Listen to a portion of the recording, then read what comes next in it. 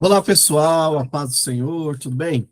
Aqui é o professor Sérgio, eu sou diácono na Igreja de Clube de Campo, uma das congregações do Ministério de Santo André. Estou aqui hoje para continuar o nosso bate-papo, né, nesse trimestre, aqui com vocês jovens estudando sobre o livro de Atos, numa perspectiva da sua aplicação para o nosso dia a dia. Como bem já dizia, né, como bem escreveu o, o Bartolomeu Crick e o Michael Gorry no livro Drama das Escrituras, o livro de Atos ele é aquele livro onde nós continuamos a missão do rei. O rei morre, ressuscita, sobe ao céu e nos dá uma missão. E desde a nossa primeira aula, tem uma pergunta que vem norteando os nossos bate-papos, os nossos subsídios. Para que o Espírito Santo me enche de poder?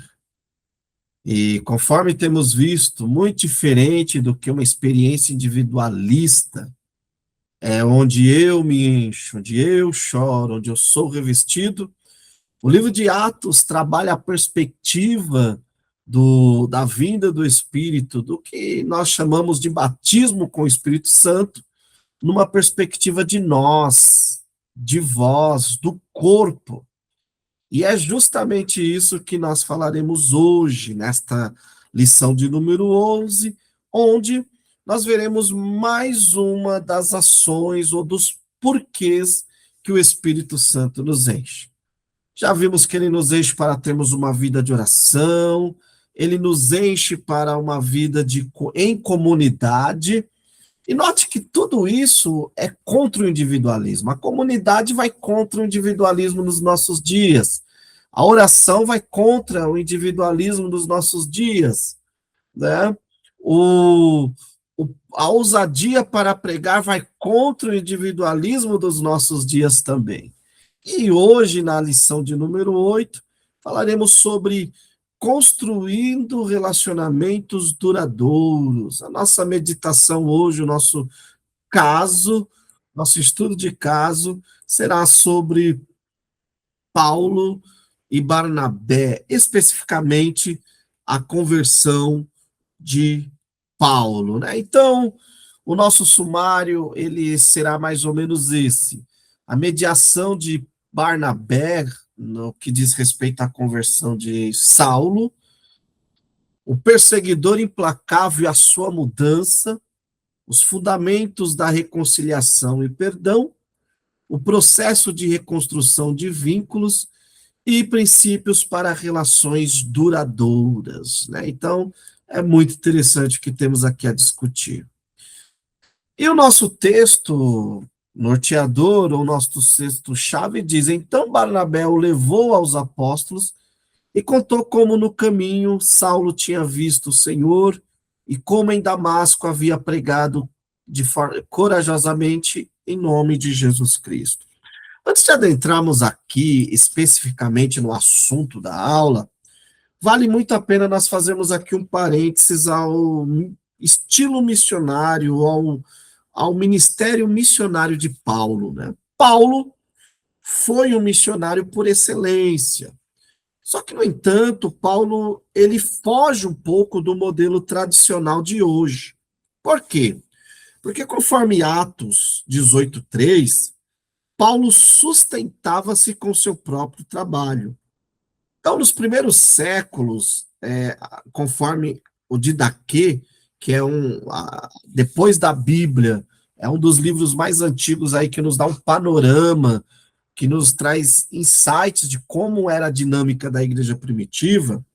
Nós vemos que nos primeiros séculos havia pregadores itinerantes já, tá bom? Então, essa coisa de itinerância não é de hoje, sempre houve. Só que o Didaquê, que esse manual cristão ali do primeiro século, ensinava que não devia ficar mais de 3 dias em cada lugar esse itinerante, para não abusar da hospitalidade, da generosidade dos irmãos. E nem nisso Paulo se encaixa, pois ele havia destruído a igreja e não havia ninguém para lhe dar ofertas, né?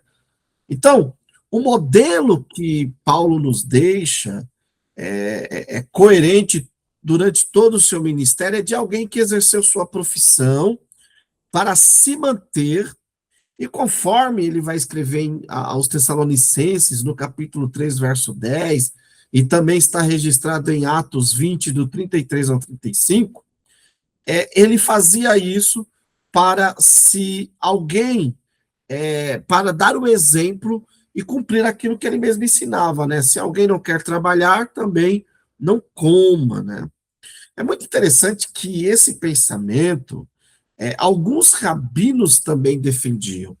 Há indícios de que mestres como Gamaliel tinham uma ocupação profissional, o que faz todo sentido Paulo seguir esse modelo, uma vez que Paulo, conforme ele mesmo escreve, ele aprendeu aos pés de Gamaliel. Então, o modelo que chamamos de tradicional hoje em dia tem pouco mais de 100 anos. Isso é muito importante, tá? A força da igreja em sua expansão foram os cristãos em geral que transpiravam Cristo onde quer que estivessem, em casa, no trabalho, em outras atividades. Por que eu estou iniciando essa aula com essa introdução? Porque automaticamente falaremos aqui da chamada de Paulo, quando ele começa a pregar. E um dia eu escutei um jovem falando que ele estava orando porque o sonho dele era ser itinerante. E eu não esqueço que eu perguntei, mas você quer ser itinerante por qual motivo? E ele respondeu, porque eu quero viver da obra. Só que quando nós olhamos para a história da igreja, nós vemos que a obra, ela cresce, o movimento missionário cresce muito na contramão do que nós conhecemos hoje. Esse modelo que ensina, que estipula valores, enfim, tá bom? Eu estou trazendo aqui, pessoal, dados históricos, tá bom? Então você, jovem, que de repente, eu quero fazer a diferença, eu quero falar de Cristo, eu quero ser um missionário, e de repente está esperando ir para o seminário, depois do seminário receber um salário da igreja. Não espere isso acontecer para que você possa começar a falar. Deus chama a pessoa assim para viver de forma integral, o que nós chamamos de altar? Eu acredito que sim. No entanto, quando nós olhamos para a história da igreja, nós vemos que não foi assim sempre. Os cristãos, começando por Paulo, que é um missionário por excelência, ele tinha a profissão, o próprio Jesus teve a sua profissão, né? E há indícios de que Jesus ele se sustentou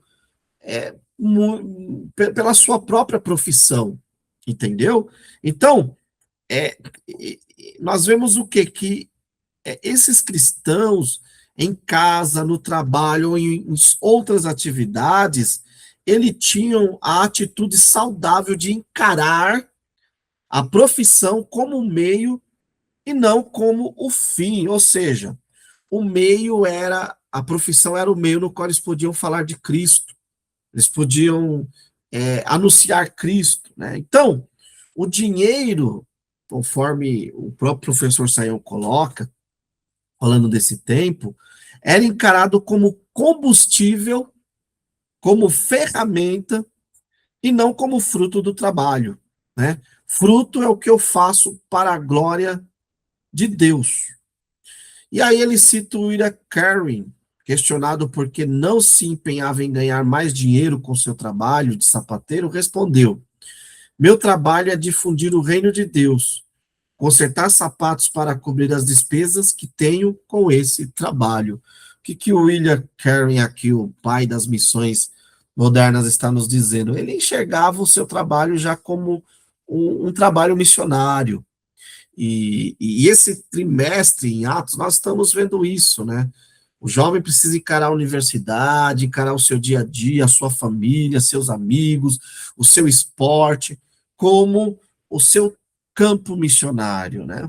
Então é isso, pessoal. Então vamos avançar aqui. Chegamos então agora num momento muito crucial da nossa lição, onde nós vemos que a igreja vem passando perseguição e aparece na história do cristianismo um homem chamado Saulo, né? Um rabino que aprendeu aos pés de Gamaliel, e por causa do seu zelo, né, ele ele pega e começa a perseguir os cristãos, né? A perseguir os cristãos. Pois bem, esse Paulo ele vai pegar cartas ali, né, de recomendação para para perseguir a igreja. E aí, de forma inesperada, ele tem um encontro com Cristo, né? Ele tem um encontro com Cristo. E aí, a partir desse encontro, começa, vamos dizer assim, um outro ponto delicado da vida de Paulo, que é ser aceito na comunidade cristã. Isso é muito importante porque quando nós olhamos para a ontologia da vida comunitária, né, a existência humana, sob a perspectiva bíblica, ela é intrinsecamente relacional. Deus nos chamou para sermos seres relacionais, né? O próprio Deus falou: não é bom que o homem esteja só. Às vezes nós pegamos esse texto só para nos referir à criação de Eva, mas esse texto ele se encaixa no todo, né? No todo. É o que eu sempre falo. É, às vezes o ajuntamento não produz salvação, né? Que às vezes nossos ajuntamentos só são ajuntamentos sociais. No entanto, a salvação ela produz, ela gera a vida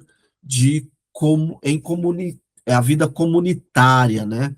É o que nós chamamos de koinonia, tá?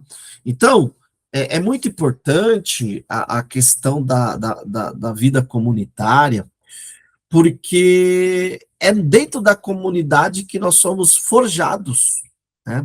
Somos forjados, é, e embora a vocação humana seja para a comunidade, a natureza humana introduz, né, o conflito.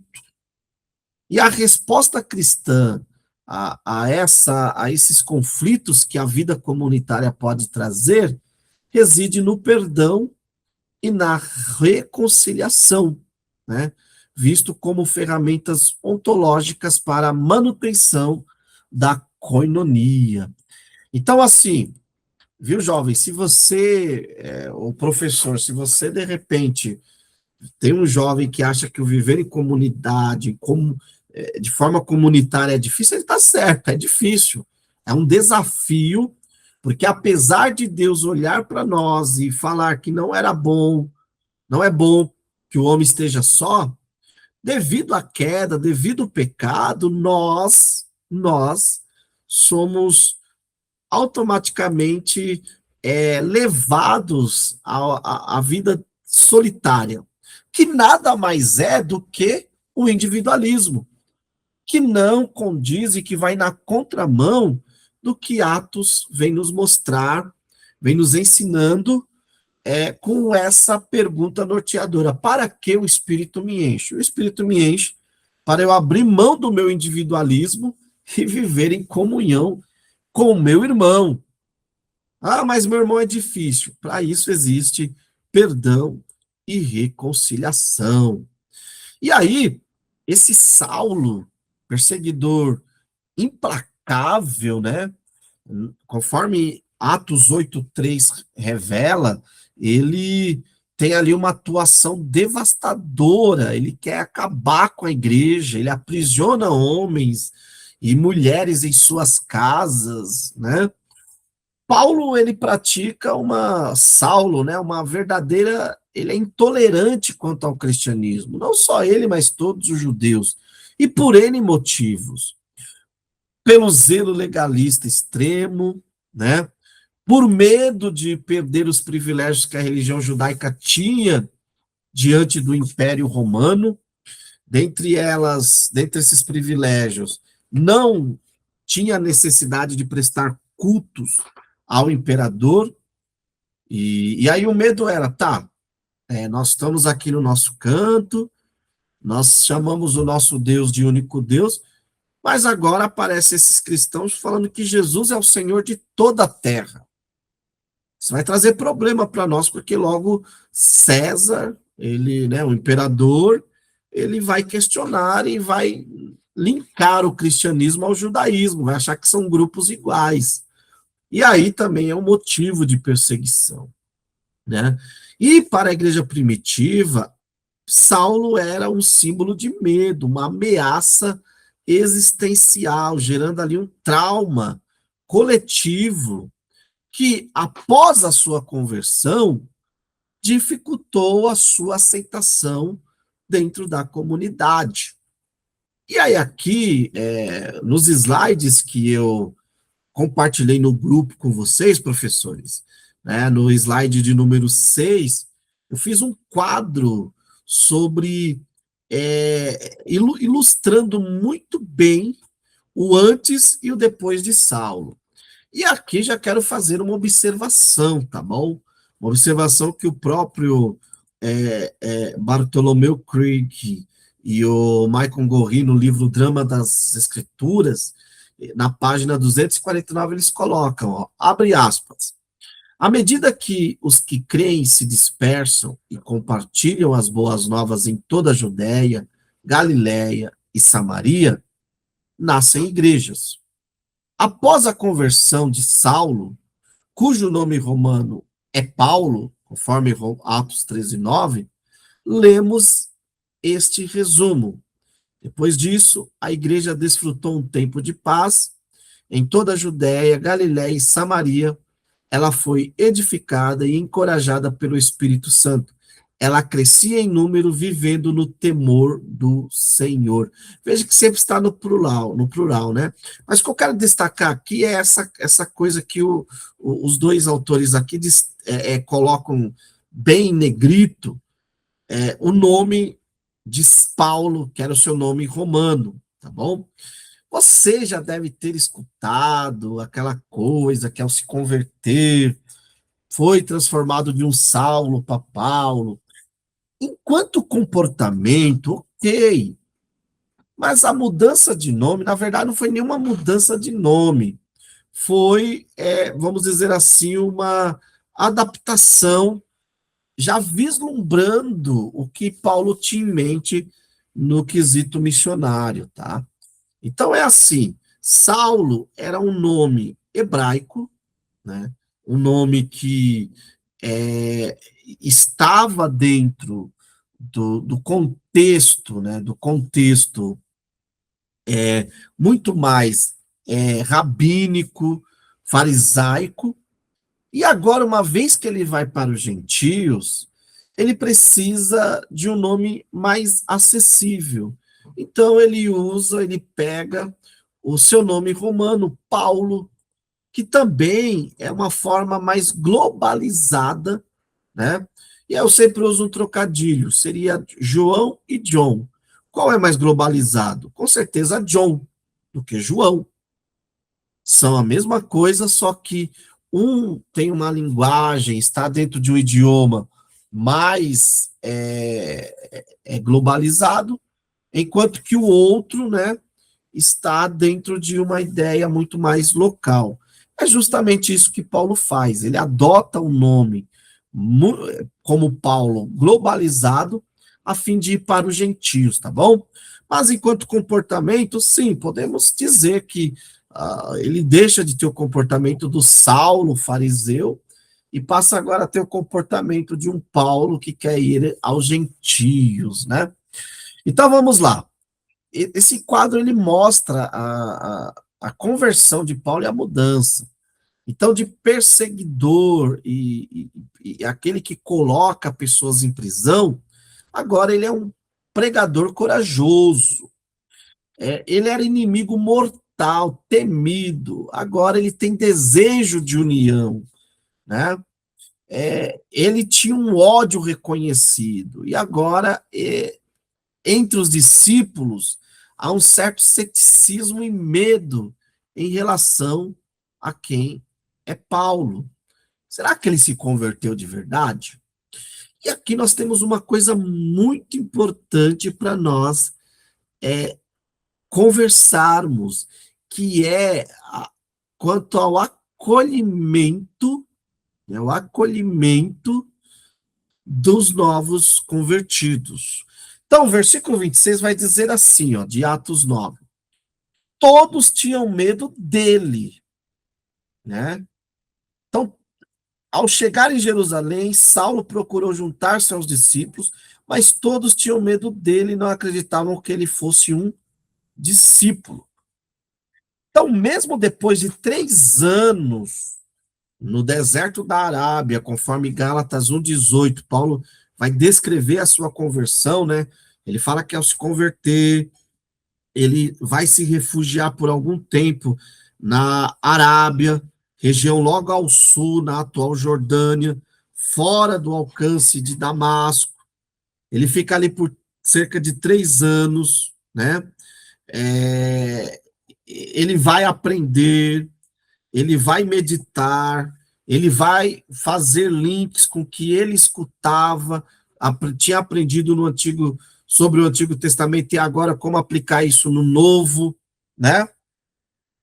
Então, mesmo depois de tudo isso, Barnabé, que tinha, podemos dizer assim, o nome Barnabé significa filho da consolação, né?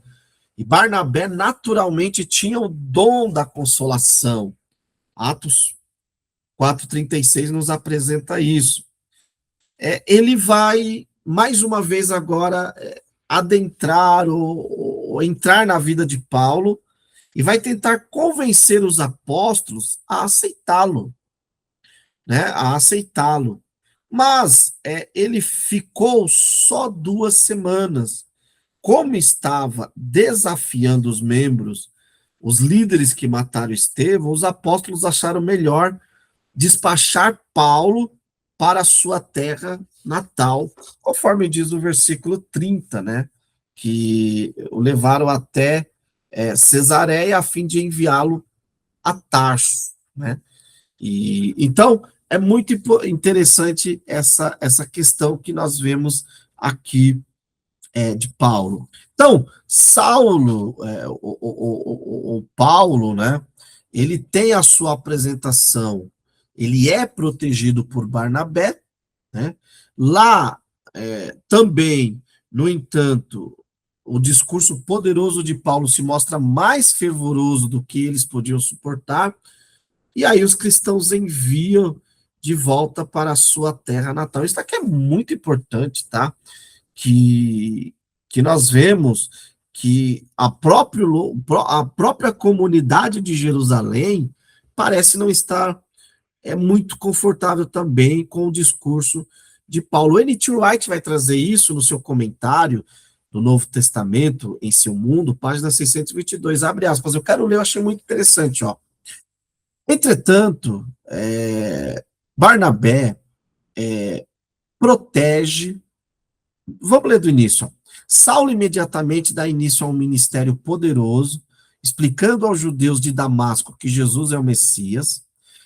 Ele é forçado a fugir para garantir sua própria segurança. Ele vai a Jerusalém, onde os cristãos, por motivos óbvios, não confiam muito em sua história. Entretanto, Barnabé o protege e o apresenta aos outros seguidores de Jesus. Lá também, no entanto, o discurso poderoso de Paulo se mostra mais fervoroso do que eles podiam suportar, e os cristãos o enviam de volta para casa em Tarso, na Cilícia. Lucas encerra essa seção do livro descrevendo as igrejas na Judéia, na Galiléia e em Samaria, que estavam em paz e em franco crescimento, sendo encorajadas pelo Espírito. Fecha aspas. Então é muito interessante que não é só uma questão também de medo, de mandar Saulo de volta para sua terra por causa de medo dele ser morto, mas também os cristãos parece que não entendem, né? Mas Eu quero aqui focar em três pontos muito importantes, né? Barnabé foi o primeiro a investir tempo para ouvir o relato de Paulo, discernindo a autenticidade de sua experiência com o Senhor e validando sua conversão. Quando se fala se a conversão ela precisa ser validada. E aí tem um livro na história da igreja que vai trabalhar muito bem isso. Afeições Religiosas, do Jonathan Edwards. O Jonathan Edwards vai falar o seguinte, que nem todo emocionalismo é da carne, mas também nem toda manifestação emocional é fruto da graça. Na melhor das hipóteses, temos que provar. Provar. Eu entendo que às vezes por conta do amor cristão, da comunhão, nós temos um hábito às vezes de dar credibilidade muitas das vezes a pessoas que se dizem convertidas, sem antes provar de fato o seu testemunho. E assim, professor jovem, esse case de Paulo, de Barnabé com Saulo, que é Paulo, nos mostra o contrário. Nós temos que provar, sim. Será que ele se converteu de verdade? Como que eu vejo isso? Por meio do seu testemunho, né? Então, ele utilizou seu próprio capital relacional, Barnabé, com os apóstolos em Jerusalém, servindo de avalista espiritual e garantindo a integridade e legitimidade da experiência de Paulo. Alguém precisava provar se Paulo se converteu de verdade. Quem foi? Barnabé. Precisamos de jovens Barnabés, né? Precisamos. A intercessão de Barnabé não apenas resolveu um conflito de segurança, mas inaugura uma nova fase de unidade e crescimento para a igreja primitiva, demonstrando o poder da mediação, criar pontes, conforme você vê no slide nosso aqui, de número 7. Nós precisamos aprender a criar pontes. Hoje nós vivemos uma apologética meia doida, que é a apologética de desconstruir. Não queremos construir pontes. Quando eu falo construir pontes, eu não falo negociar valores. Não devemos negociar valores, mas devemos construir pontes com aqueles que queremos ganhar para Cristo. E Atos é cheio disso, né? Por isso que Atos é um livro sensacional para trabalhar o discipulado também. E a respeito dessa atitude de Barnabé, John Stott escreve o seguinte, abre aspas, a reconciliação é a base da igreja e a evidência do poder transformador do evangelho. A igreja precisava perdoar e se reconciliar com Saulo, né? Compreender que se Deus deu uma chance a ele, quem somos nós para...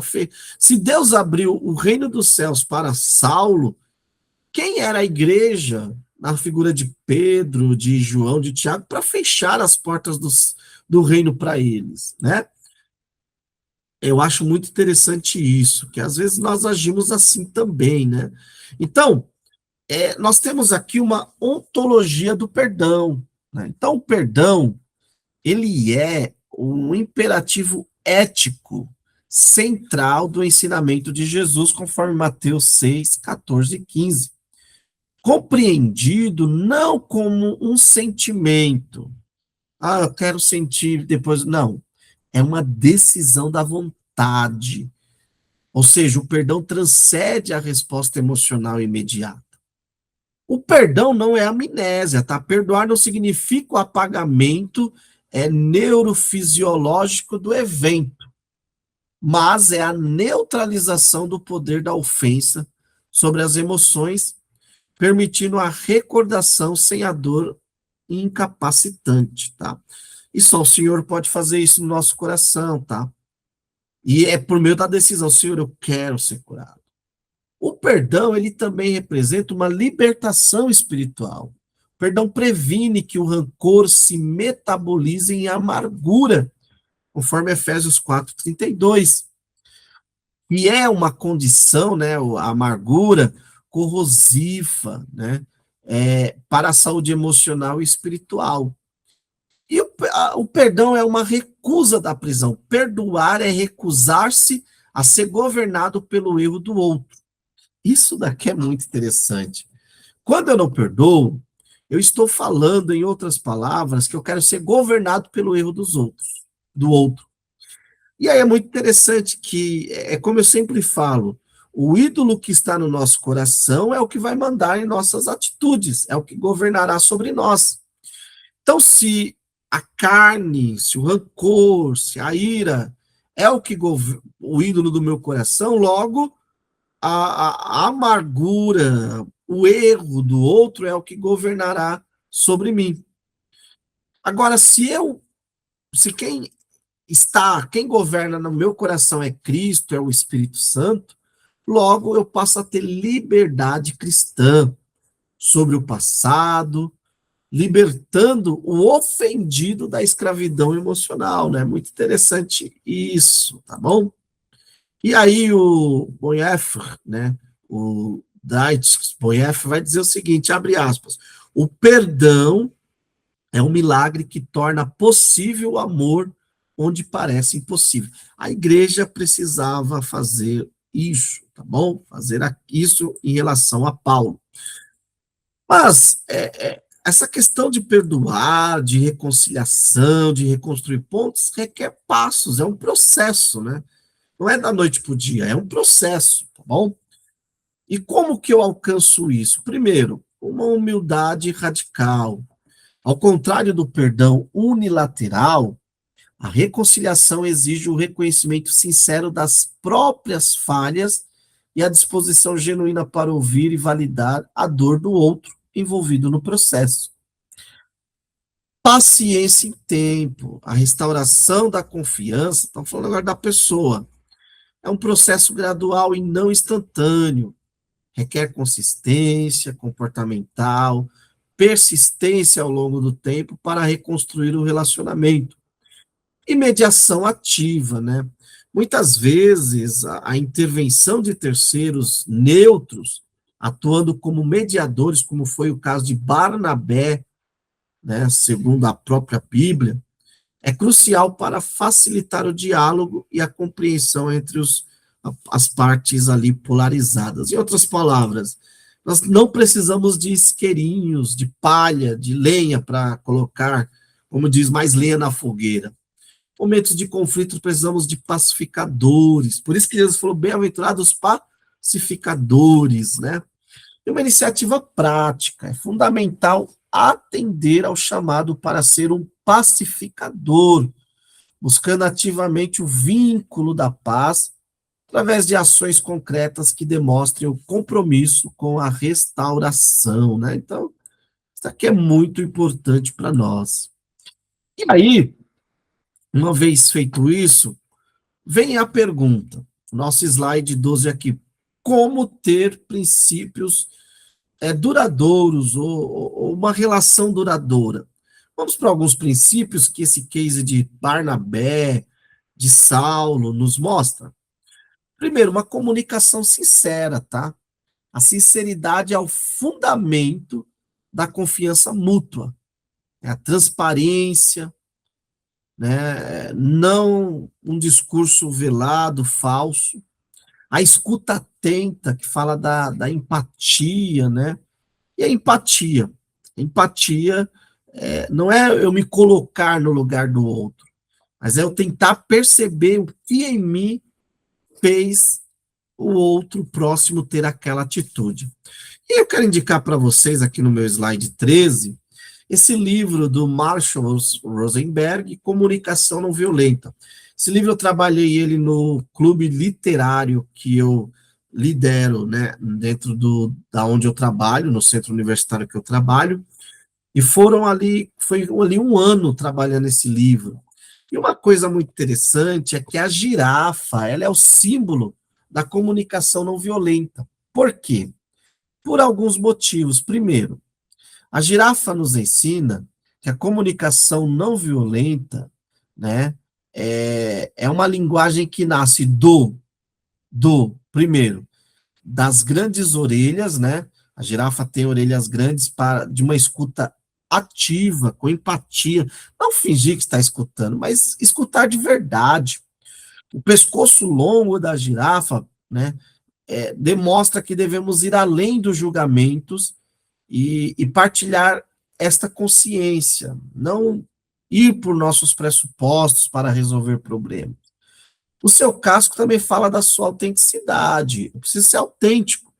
Muitos acham que ser empático, trilhar o caminho da reconciliação é ser falso. Não, eu preciso ser autêntico, falar com sinceridade, mas tudo isso com o coração. Não sei se vocês sabem, professor, mas a girafa tem o maior coração dos mamíferos terrestres. E a comunicação violenta é a linguagem do coração, né? É a linguagem pautada no amor a Deus e no amor ao próximo, né?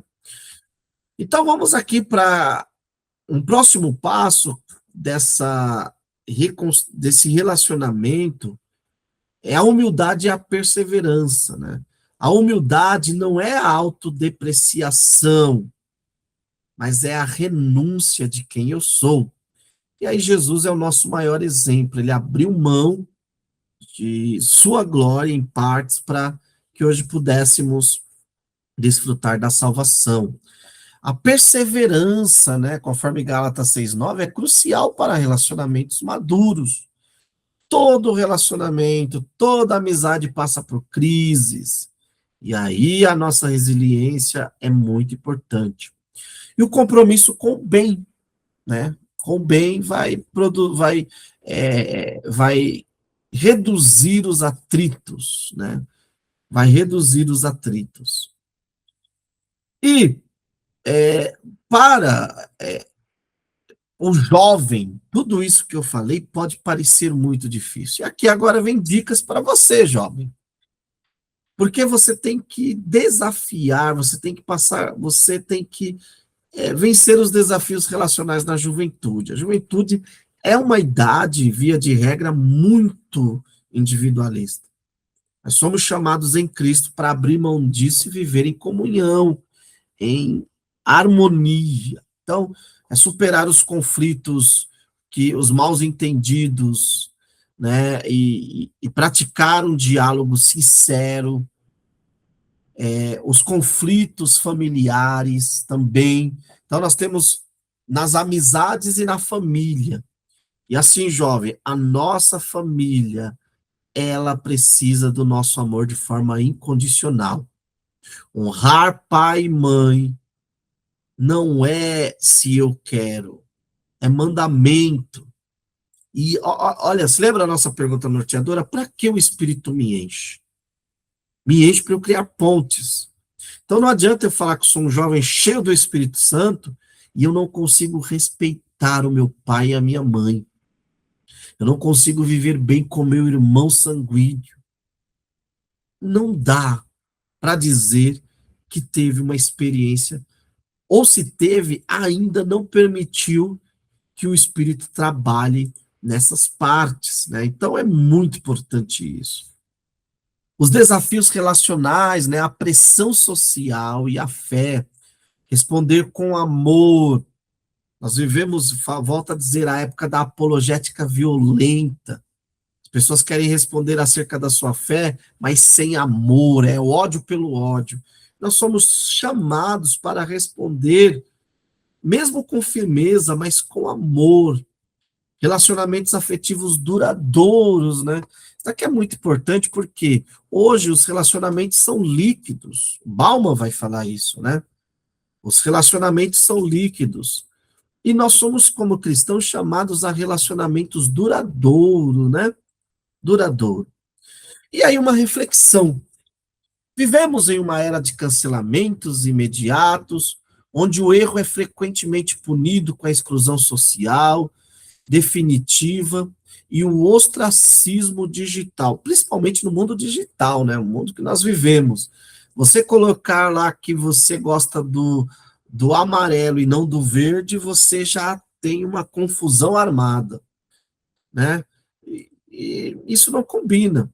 Com o modelo bíblico de mediação, de pontes, apresentado por meio de Barnabé, e o conceito cristão de reconciliação, nós precisamos entender uma coisa, que mais do que oferecer uma alternativa terapêutica e social à cultura do cancelamento vigente nas redes sociais, nas universidades, nos ambientes familiares, nós temos que oferecer um padrão cristão. Criar pontes é um padrão cristão. Cristo criou pontes, criou várias pontes, né? E a síntese desse chamado prático é: perdão liberta. Não permita que mágoas passadas definam seu futuro ou comprometam a sua comunhão com Deus e com a comunidade. Ah, saí da igreja, agora sou um crente solo, um desigrejado, porque... Meus irmãos, nós passamos recente um grande desafio, de muitas feridas, mas nós temos um alvo, que é olhar para Cristo. Se olharmos para Cristo, automaticamente seremos encorajados a viver em comunhão, porque Cristo quer viver em comunhão conosco, independente do que eu faço e do que eu sou, né? Você acha que eu sou uma pessoa boa? E mesmo assim, Cristo morreu por mim. E Cristo quer que eu esteja com Ele aonde Ele está, né? A reconciliação restaura, então devemos ser proativos em buscar a paz, construir pontes onde outros erguem muros de separação. E tudo isso aponta para a maturidade espiritual. Relacionamentos duradouros emergem do investimento intencional na verdade e no amor. Claro que tudo isso é um desafio, porque nós fomos criados para sermos relacionais, mas o pecado nos leva à solidão, tá bom? Mas aí a graça vem e nos puxa novamente para a vida de comunhão. E aqui no nosso último slide eu quero finalizar essa aula maravilhosa, concluindo que Barnabé, ele é um case, ele exemplifica a mediação cristã, transformando o perseguidor Saulo em um apóstolo aceito e reintegrado à comunidade. Perdão é decisão ontológica, não esquecimento, que liberta, né? O perdão liberta da amargura e viabiliza o amor onde parecia impossível. A reconciliação é processo bilateral que exige humildade, paciência e, em alguns casos, mediação pastoral, mediação de liderança, mediação do professor da IBD, restaurando a confiança mútua. E relacionamentos duradouros requerem comunicação sincera, escuta ativa, empatia humilde e perseverança no bem. Haja vista a nossa querida girafa que eu compartilhei com vocês no grupo. Vocês podem imprimir e fazer uma discussão linkando, né, a Bíblia com esse livro Comunicação Não Violenta do Rosenberg, a figura da girafa.